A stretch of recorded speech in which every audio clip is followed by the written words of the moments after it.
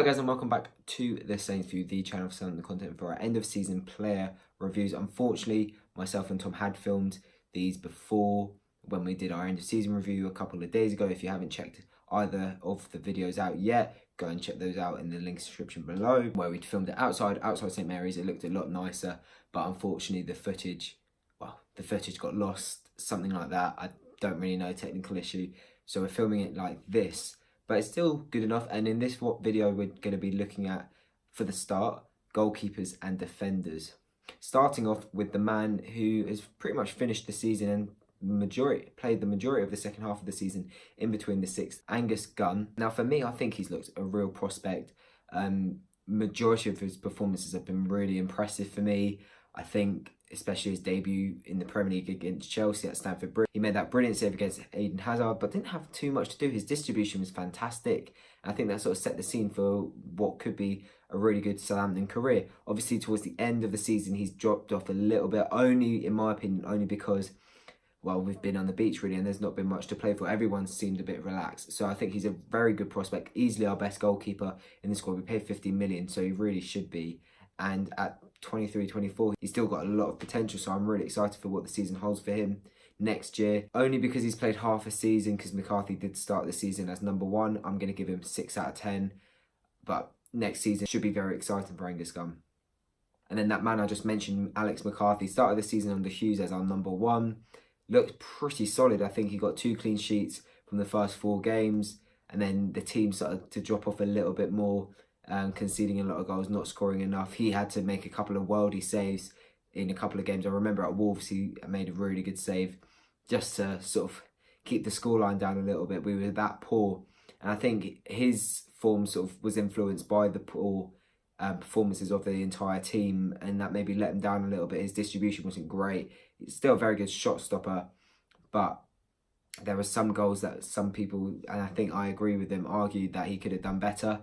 And at the end of the day, he lost his place in the team for Gunn, especially when Hasenhüttl came in and he wanted to experiment with what he had at his disposal in the goalkeeper department, and eventually he has lost his place. I can see him going as well this summer. I don't think he's going to want to be someone's number 2. He's definitely good enough to be a Premier League number 1, if not a Championship number 1.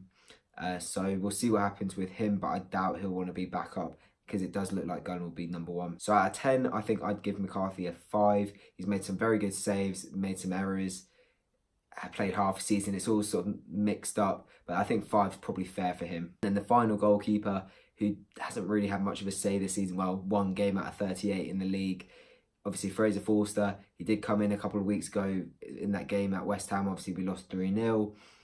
Did not do anything that sort of encouraged the fans that he could be fighting Angus Gunn or McCarthy for a place in between the sticks next season. If anything, it sort of reiterated the reason why he hadn't played in the first team for a year and a half. He just didn't look confident. He didn't look composed. I think now it's just a case of when he'll go, if he's the highest earner at the club with about 80 grand a week reportedly. So he needs to get off the wage bill because he's not playing, and I can see him just wanting to stay. I think he might just stay and see out his contract and earn all that money without playing. Unfortunately, that is the case with some players nowadays. I think he would like to play his football, but obviously if he's earning the money, he'll take that any day of the week, as anyone would. So for him, I can only give him a 1 out of 10. He's not looked convincing at all for the under-23s. That performance at West Ham wasn't great. He's got no future at the football club. Moving on to defenders now, starting with Maya Yoshida. For me, I think Mr. Consistent this season. When he's come in, he's put in a good shift, looks solid, he's a leader. We know that, we've known that for the, 6-7 years he's been at the club now. He's one of the most senior figures at the club, and him being at the back which sort of helps every now and then. Obviously, technically we know he's not the best defender, he's not the best player all round, but when he's had to come in, and he has had to come in quite a bit this season, where we've rotated the defence with the 5 at the back especially. I think he's looked, for 90% of the games he's come in, he's looked quite solid. Obviously, I think next season we're going to be going for the 4-4-2 or 4-2-2-2, however we play it under Hasenhüttl, meaning that there's 2 centre-backs, and I don't think he's going to be one of those first choice in that pair. But some fans have said that it might be the end of his Southampton career now. I no chance for me. I think he's a really good player to have in terms of depth and to keep the squad sort of competing in that position. And he's great when we do need to rotate, when it's sort of December time and the fixtures come quickly or there are injuries. He's fantastic, and he's a leader on and off the pitch. So for me, I think I would give him a 6 out of 10 because he has played quite a bit this season coming in and out, and he's been pretty solid.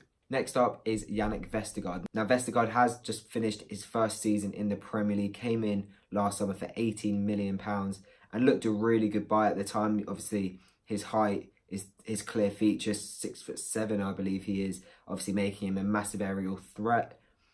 And he didn't really start the season as well as we sort of hoped. A couple of really poor performances. You know, you look at that game against Brighton when we lost the 2-0 lead. He was at fault, in my opinion. And there was so many instances where it didn't look like he could jump or win headers. And it's like, you're 6'7", that's why we brought you in. So that was very disappointing. Got dropped by Hughes. Came back into the side towards the end of Hughes' reign with that cup game at Leicester. Played very well, kept a clean sheet, then pretty much played the remaining league games for the rest of the campaign. Obviously, under Hasenhüttl recently, I think back in April, he has picked up that injury, that groin injury. And I think, you know, when we've looked shaky at the back towards the end of the season, he's been a massive miss and a little bit underrated for me. I think pretty much the entirety of the time Hasenhüttl's been here, bar his mistake at Cardiff in the first game, he's looked very solid and sort of compact.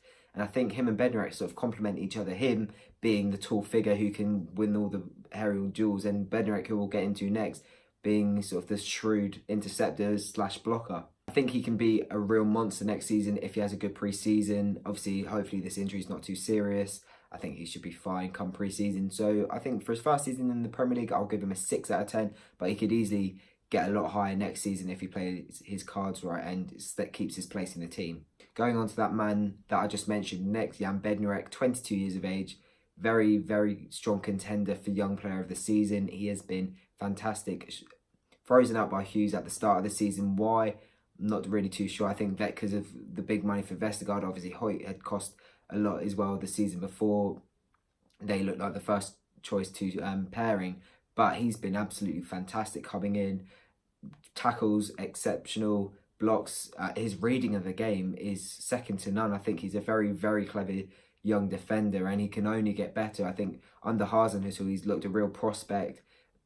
Potentially one of the first names in the team sheet, maybe the first name at the defence. Obviously, he's kept his place pretty much the entirety of Hasenhüttl's time at Southampton.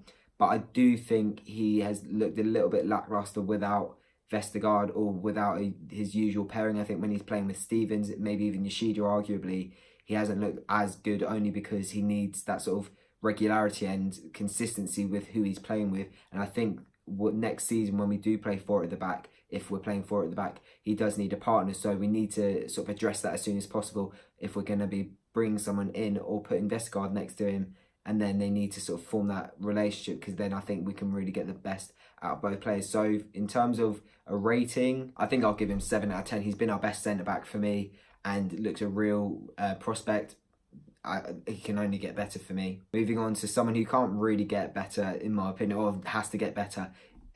Jack Stevens, really poor campaign, in my opinion, from him. When he's come into the side, he's not really made too much of a difference. If not, he's made the side worse and a bit more vulnerable. Always got a mistake in him, has looked shaky. Yes, I don't think some of the abuse that he's gotten on social media, etc., in the stands from Saints fans has been justified, or is not justified because obviously he's been poor, but it is necessary. I mean, you don't say the sort of things that have been said about Stevens to your own players. I think that's quite poor from a lot of our fans.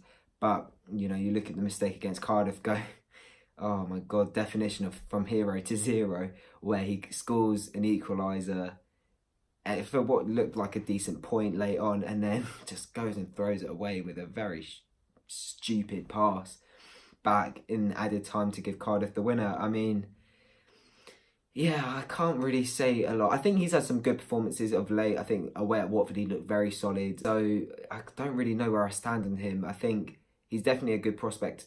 I think he's worth having in this side only because depth is something we need. Some fans have called for him to be sold. I don't think that. Like I just said, I think we need depth in the side. But if I had to give him a rating out of 10, I think I'd have to give him a 4. He's played a lot. He's got the only goal out of our defence, but defensively he's been shocking. Now going on to fullback, starting off on the left-hand side with Ryan Bertrand. For me, another good campaign from Bertrand. Obviously, he's expected to be consistent now that he's been in the side for a couple of years. I think he's looked a little bit lazy at times, not tracking back. I think everyone looked like that in the loss at Newcastle a couple of weeks ago. But his season's been a strange one, obviously hit with injury towards the back end of Hughes' time with the club around November. Didn't come in until around February when we had Hasenhüttl in, had to adapt to sort of a new style of play, but one that very much is in his strength, fast forward flowing, forward passes, overlapping the winger and sort of trying to get those balls into the box. That's exactly his game. And I think that he can really thrive under Hasenhüttl with a full season under his belt next year. He is getting on a bit though, having said that, and I do fear that next season could be his last in terms of being Southampton's first choice left back. You know, you look at Everton, Leighton Baines obviously getting on a little bit. They brought in Lucas Digne, a younger left back. Obviously not saying that Bertrand's that old yet, but obviously they brought Lucas Digne in, and he's very much been probably one of their, if not the best player in that side this season. So we could see something like that next summer. I think he will be first choice next year, but with Targett as backup as well, I think our left back position is definitely one that doesn't need addressing. I think we're pretty strong on the left-hand side anyway, with the fullback and winger in Nathan Redmond, who has a great relationship with Bertrand. So for me, I don't think he's put a foot wrong too often a time. Obviously, he scored a fantastic goal at the beginning of the season against Leicester. But like I said earlier, tracking back has been an issue at times. So I think I'll give him a 6. And some may say that's harsh when you take into account the fact that he played only so much of the season, just over the majority, and at times didn't do too much. I think he warrants a 6, which is an okay score, but he could definitely have a much better season next year if he keeps himself in the side. And then going on to that man I just mentioned, Matt Targett, Bertrand's backup. I think it's been an alright season overall for Targett, maybe his best in a Southampton shirt. However, at the start of the season, when Bertrand did get injured and we had to play him, I was not enthused. I thought he was very, very poor defensively. A couple of good crosses here and there. You know, you look at that Arsenal game when we beat them 3-2 in Hasenhüttl's first home game. He put in an absolute peach for Ings, but honestly, I can't remember a decent defensive moment from him this season. And, you know, I think that Fulham game away at Craven Cottage, it wasn't just him that was poor, but that really sort of emphasises my point. And it was Fulham who put in a £15 million bid for him after his loan spell last year. And it was like, looking back on it now, and you think maybe we should have just let him go. £15 million is very good money for us, for a player that average. And, you know, he's gotten to a point now where he's been our second choice left back for maybe 3-4 seasons now, and he has not pushed Bertrand at all. So you do wonder whether he's worth keeping. For me, I do think he is, only because it's just the cheaper option. We've got 2 decent left backs, or 2 that'll do. He is in decent enough backup when we need to rotate. Obviously got his first goal for the club against Bournemouth. And having said that, I do think his performances towards the end of the season where he's come in sort of off the bench have been quite good actually. I think he's looked solid. Overlapping wingers, sort of good attacking play from him. So I think he's got a place at the club. He won't be sold, obviously not. I'd be surprised if he was. But at a 10, I think I'll give him a 5 because it's a real mix of, well, he's played poorly at the start, played all right at the end, but he was never first choice. And they're going on to the other side of the pitch on the right, starting off with young player of the season, Jan Valery. What a campaign for him. Obviously, really half a campaign because he came in at the very end of Mark Hughes' time at the club in the Cup against Leicester, then given a start at right back against Manchester United. What a first home game, well, first Premier League game that is. And for me, he's rarely put a foot wrong. Yes, he did have that shaky game at Cardiff under Ralph Hasenhüttl in Hasenhüttl's first game, and also got sent off at Leicester. But besides those 2 incidents, I don't really think he's really put a foot wrong. 2 goals for him as well, and an assist. That first goal, I mean, let's talk about that. Old Trafford, what a stage. You score an absolute rocket for your first goal. Still 19 at the time. I mean, I think words can't really describe how much that would have meant to him, how incredible that was. I was there, probably limbs of the season for me in that away end. I mean, it was an absolute rocket. And then the second goal, a week later, a very good goal as well in terms of importance, maybe not in terms of technique, but you know, tapping at the back post against Spurs, another top six side, and it ignited our comeback to go and win the game. And then obviously that's in terms of attack. In terms of defending, I think he's also been quite shrewd. You know, he's very good at winning throw-ins when it looked like it's going out for a corner, or even goal kicks when it looks like it's going out for a corner. Little things like that that a defender can do that sort of separates the good defenders from the ones that aren't as, the ones that are a bit more average. Still 20 years of age as well. He's got a very bright future ahead of him, I believe, and he should be our first choice right back next season. So out of 10, I think I'm going to give him a 7. And then finally for the defenders, someone who hasn't really featured, and I think until his debut, no one had heard of him, Kane Ramsey, 18 years of age. And for me, a good shout for backup right back next season. Came in, no one had heard of him for his debut. Out of all the teams he could have made his debut against in the Premier League, he made it against the best possible team, Manchester City at home. And for me, I think he did quite well. Everyone said that he didn't really put a foot wrong. Yes, we conceded 3 goals, but I think that was inevitable with a first choice defence. So he did very well. I think for the under-23s the other night, he looked fantastic, you know, very pacey, strong, overlapping wingers, sort of very suitable to how Ralph Hasenhüttl wants to play. So I think for him, he's got a great shout for being back up right back. I think in the end he's made 2 or 3 appearances. He played in the cup replay against Derby, but I can't remember the other game. But I think it would be about 2 or 3 appearances, so not a lot. So I think he can only warrant a 3 out of 10. However, he does look like a prospect, and I'd definitely give him a chance as backup next season when we have the cup games. All right, guys, that is it for goalkeepers and defenders. If you agree or disagree with any of our ratings, let us know in the comment section below. Remember to give the video a like if you have enjoyed it, subscribe if you are new, and we'll see you in the next part for midfielders.